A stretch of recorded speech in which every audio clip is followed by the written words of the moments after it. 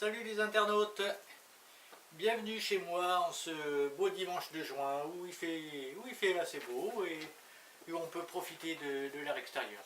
Bon, alors aujourd'hui je vais parler un petit peu de politique et alors vous l'avez vu avec le titre, Macron ennemi public numéro 1. Oui, c'est effectivement ce que je considère. Je considère que Macron est ce qui a pu se faire de pire en politique française depuis un bon paquet d'années. Alors pourquoi je dis ça? C'est parce que tout simplement toutes les récentes mesures qu'il a mises en œuvre et qu'il veut appliquer en fait vont à l'encontre des intérêts du peuple français.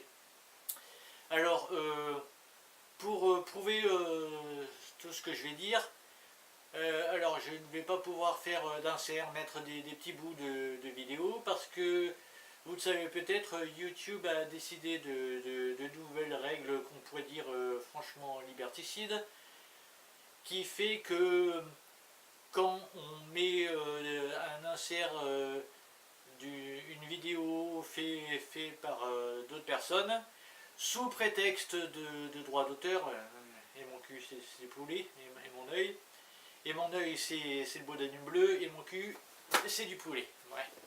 Donc sous prétexte de droit d'auteur, on risque pas mal de choses. Quand la vidéo est monétisée, elle risque d'être démonétisée. Bon, mes vidéos ne sont pas monétisées, hein, mais bon, je dis ça pour les youtubeurs qui eux ont des vidéos monétisées et qui vivent de ça. Donc on risque la démonétisation, soit on risque carrément la censure pure et simple de la vidéo, son retrait, et voire même jusqu'à la fermeture du compte YouTube. Donc même moi, même si j'ai une petite chaîne YouTube ridicule avec à peine 20 abonnés, je ne veux pas prendre le risque. Hein, donc si vous voulez voir, vous pouvez chercher ailleurs pour confirmer ce que je vais dire, mais ça se trouve assez facilement. Alors, qu'est-ce qui me fait dire donc que Macron va à l'encontre des intérêts du peuple français?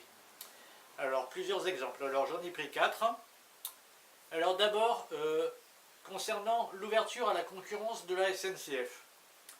Alors, l'ouverture à la concurrence de chemins de fer nationaux, ça c'est une expérience qui a déjà été faite dans d'autres pays, comme en Angleterre. Et bien tout simplement, les résultats, c'est que ça a été entre autres une hausse du prix des billets et par contre une baisse de la qualité de service. Et c'est évident, ça ne peut pas se passer autrement. Et il paraît même que les Anglais voudraient renationaliser leur chemin de fer parce que c'est soi-disant une merde innovable. Et c'est pourtant ce vers quoi on se dirige avec cette mesure stupide de Macron, en fait. Voilà. Parce que quels vont être les bénéficiaires dans cette aventure? Ça ne va pas être le français lambda, bien sûr, hein, qui va payer plus cher son billet pour avoir des trains qui vont encore moins arriver à l'heure que ce qu'ils arrivent actuellement. Non, les bénéficiaires, ça va être les grosses entreprises qui vont se mettre sur les rangs pour acheter. Leurs PDG, bien sûr, qui vont gagner des millions, ou au moins des milliers d'euros par mois. Et bien sûr, les actionnaires. Et c'est-à-dire donc les entreprises, les PDG, les actionnaires, c'est-à-dire les riches. Parce que, excusez-moi, mais quand on doit payer le loyer, l'assurance, l'essence, les courses, et qu'on est déjà ric-rac au niveau du compte, on ne va pas s'acheter des actions. Hein. Donc clairement, les actionnaires, c'est ceux qui peuvent se le permettre. Voilà. Bon.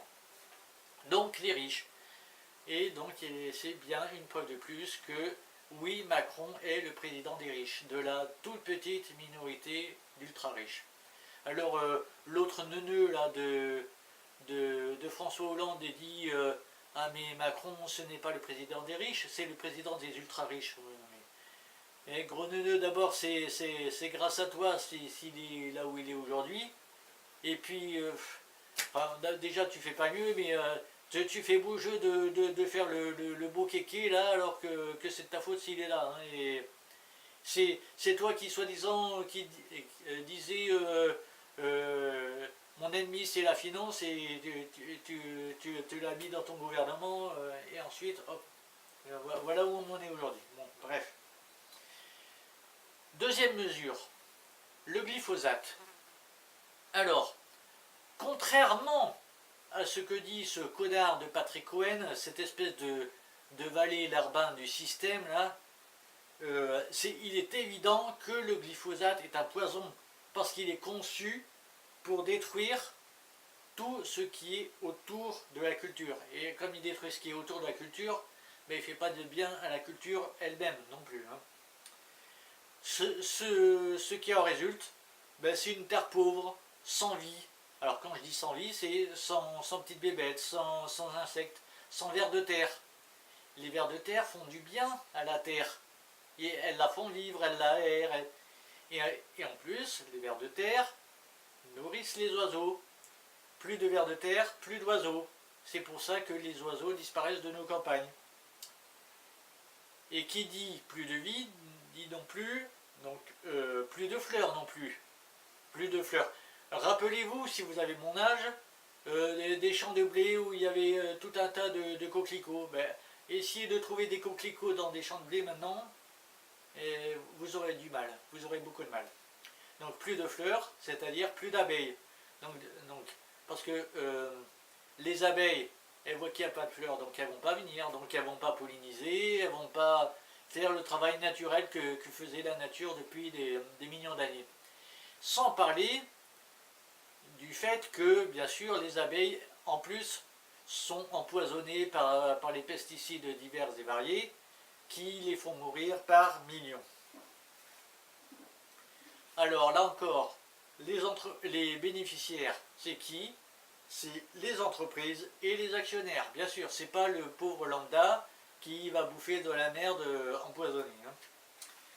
Alors, les entreprises, par exemple, ben, c'est bien sûr Monsanto et Bayer. Alors, Monsanto a été racheté par Bayer, et Bayer a décidé de faire disparaître la marque Monsanto. À votre avis, pourquoi? Ben, c'est parce que Monsanto a une très très mauvaise image publique. Parce qu'on sait que Monsanto vend du poison. Mais, comment dire? Mais aujourd'hui, il faut, et moi je fais cet appel, mais il faut que tout le monde, on appelle à boycotter Bayer. Parce que eux, ils sont pires que Monsanto. Donc déjà, ils ont racheté Monsanto, mais ils vont continuer de vendre leur merde hein, quand même. Hein. Ah, même si c'est plus Monsanto qui est écrit, mais Bayer, c'est la même merde à l'intérieur. Et en plus, avec leurs médicaments, là aussi, c'est une autre façon de s'empoisonner à petit feu. Hein, parce que les médicaments, on sait ce que ça donne. Bon, bref. Donc les bénéficiaires, c'est eux. C'est pas le pauvre Pékin. Bien. Troisième point, les fake news. Ah, les fake news. Alors déjà, un truc tout simple, hein, mais c'est juste du bon sens. Quand l'État, quand le gouvernement se charge de dire ce qui est vrai ou ce qui est faux, ben, on glisse franchement vers la dictature. Bon, alors, il est vrai que la France est environ 40e, dans les 40e, depuis des années dans le classement de la liberté de la presse. Donc ce n'est pas dû à Macron, bien sûr. Mais la loi fake news de Macron ne va pas arranger les choses. Franchement, le pays des droits de l'homme, enfin censé être le pays des droits de l'homme, qui est 40e dans la liberté de la presse, derrière énormément de pays, des pays africains, des pays d'Europe de l'Est, tout ça, il y a plein de gens devant la France. Et je vous le dis, ça ne va pas s'arranger avec ces fake news. Mais, il y a quand même quelque chose d'extraordinaire. C'est que Françoise Nyssen, là, cette cette salope ministre de la Culture, elle a dit que cette loi ne concernerait pas les journalistes professionnels, les articles de presse professionnels. Ben voyons, ben vous bandites des choses pareilles. Alors à ce moment-là, qui est visé? Forcément, si ce n'est pas les journalistes professionnels, c'est forcément Internet. Et particulièrement ceux et celles qui y écrivent sans le fameux sésame de la carte de presse. Mais alors attention, ça ne suffit pas. Parce que, alors déjà ce qu'on peut dire, bah oui parce que j'essaie de suivre mon papier quand même. Donc déjà ce qu'on peut dire, le fait que donc ces fake news ne concerneront pas, cette loi ne concernera pas les journalistes professionnels, ça prouve bien une fois de plus que ces fameux journalistes professionnels sont à la botte du pouvoir. Et comme le dit Alain Soral, oui je cite Alain Soral, un journaliste c'est une pute ou un chômeur. Alors, tout en ayant plus de respect pour les prostituées que pour les journalistes de la télé et même de la presse écrite, et j'en ai plus donc pour les prostituées que pour les journalistes et pour les animateurs télé, mais pour les animateurs télé c'est la même chose. Alors pour moi par exemple Ruquier, le Toutou, ces deux connards là, Moix le sioniste ou Angot l'hystérique, l'autre débile d'Hanouna, et puis le pseudo journaliste Cohen le censeur, pour moi tous ces gens sont à mettre dans les poubelles du PAF. Et donc pour en revenir, donc pour continuer avec ces fake news, donc puisqu'on sait que les professionnels sont à l'abri, ben forcément parce que ils lèchent les bottes du pouvoir, donc seulement les discours gênants, qu'ils soient vrais ou faux, seront considérés comme des fake news. Et ça n'a pas d'autre nom que la censure. Uniquement ce qui gênera le pouvoir et la bien-pensance sera considéré comme fake news, même si c'est avéré par des faits. Mais par contre, bien sûr, les discours de professionnels, c'est-à-dire, donc je disais, bien-pensants, qui plaisent au gouvernement, ils seront acceptés eux, même si ce qu'ils disent est faux. Et c'est souvent que des journalistes professionnels disent d'énormes conneries. Que ce soit involontairement, mais à ce moment-là, ils font mal leur travail de recherche, ou volontairement, et là, c'est du mensonge avéré. De nombreuses fois, on peut voir, quand un journaliste traite d'un sujet que nous, en tant que particuliers, on connaît, ben, on se rend compte qu'il y a des erreurs ou des mensonges flagrants. Alors, là, quels sont les bénéficiaires?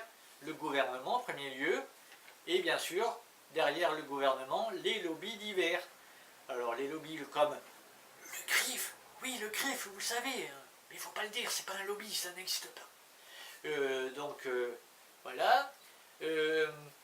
Les lobbies agrochimistes comme Monsanto, ah non, pardon, il ne faut plus dire Monsanto. Bayer, voilà. Voilà, ou d'autres de toutes sortes. Ce seront eux les bénéficiaires. Comme ça, ben, si quelqu'un dit, sans avoir la carte de presse, des choses pas très gentilles, même si c'est vrai, sur un grand groupe puissant, tac, fake news. Élise Lucet, elle a des soucis à se faire, moi je vous le dis. Hein. Ah ben non, je suis bête. C'est une journaliste professionnelle. Mais vous imaginez si c'était juste une blogueuse sur internet? Madre mia, la pauvre. Qu'est-ce qu'elle subirait pas? Bref. Et enfin, un dernier point, mais last but not least, comme on dit, le dernier mais pas des moindres, c'est Netanyahou qui est reçu à l'Élysée. Alors tout ça, bien sûr, c'est, vous le savez tous, malgré le massacre des Palestiniens. Alors, il est évident que là, Macron est clairement une marionnette. Alors, il est une marionnette quand il dit que l'antisionisme est une forme, comment il dit, une forme réinventée d'antisémitisme. N'importe quoi. Il est une marionnette quand, en France, le mouvement BDS, boycott des investissements sanctions, est déclaré illégal. Alors que dans plein d'autres pays européens, il est non seulement tout à fait légal, mais même appuyé par des organes du gouvernement. Quand donc Macron est une marionnette, quand il refuse de reconnaître l'État de Palestine. Et enfin, Marion est une marionnette, Macron, oui, on pourrait l'appeler Marion aussi, hein, mais bon. C'est pas gentil pour les filles qui s'appellent Marion par contre, mais bon, bref. Macron est une marionnette quand il reçoit avec l'argent des Français, donc le responsable de meurtre d'innocents désarmés, que ce soit des bébés, des gosses, des journalistes ou du personnel de secours comme cette pauvre infirmière, Razan, je ne sais plus, enfin bref, que la paix soit sur elle. Voilà. Alors que ses seules armes, c'était son humanité et ses médicaments, quoi. C'est tout. Bon. Et donc, avec tout ça, cela me permet de dire que, pour moi, et heureusement je ne suis pas le seul, Macron est la pire catastrophe que la France ait vécue depuis, disons, l'introduction de l'euro, par exemple. Vous n'avez pas besoin d'aller chercher très loin. Et c'est clairement un ennemi public numéro un. Alors je le dis comme à chaque fois, fuck Macron. Alors déjà, fuck Macron et fuck the system.